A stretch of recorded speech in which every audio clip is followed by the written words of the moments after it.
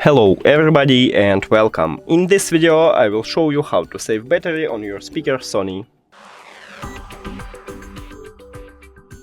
So basically you have two options how to do it. The first one is to open the application. Now it's connecting. And then go to settings, power option.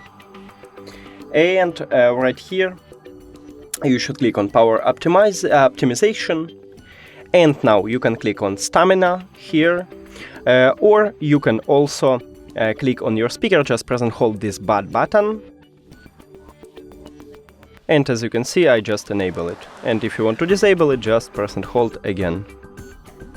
And that's it. Thank you for watching this video. If you found it helpful, please consider subscribing to the channel and leave the like on the video. It's really important to us. See you later.